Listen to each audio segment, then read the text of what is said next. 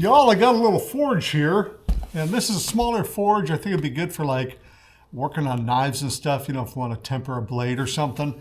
Maybe horseshoes too, but I don't know nothing about horseshoes. But heating up something small and thinner, this is a great way to go. I think it'll really contain a lot of the heat. We're going to set it up real fast. We'll give you a fire brick here. We'll put that inside. Now this one's open all the way through the middle, so you can pass something through, which is kind of nice. And the rain is really coming down out here. I'm sure you can hear it. I'm just going to light this thing up and see how fast it'll turn some 3/8 rebar cherry hot to use it for forging.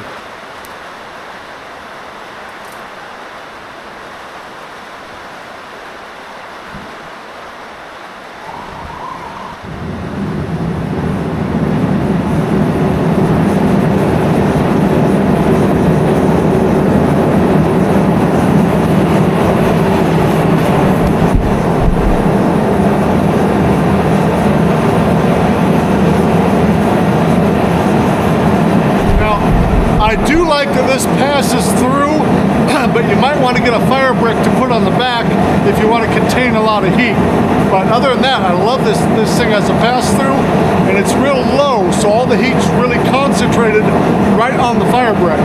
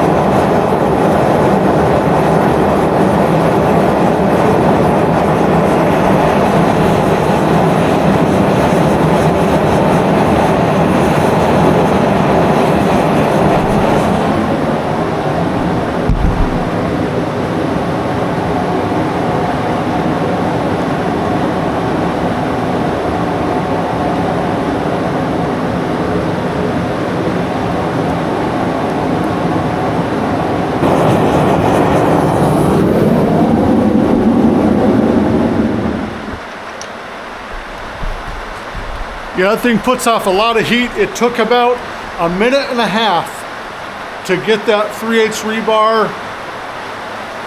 red or orange hot, so it was really easy to forge.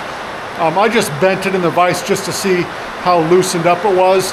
Well, this thing gets real hot real fast because this low height to it, so all the heat's really concentrated. And I like that this sticks out the side instead of coming straight out the top, because the ones that come straight out the top, your gas hose will lean against the forge and melt. This one sticks out to the side. It's a nice long hose, so you can space out your tank a ways away from it, so you're not right on top of the forge. So yeah, I'm excited about this one for doing small forging projects, and boy, it got real hot real fast.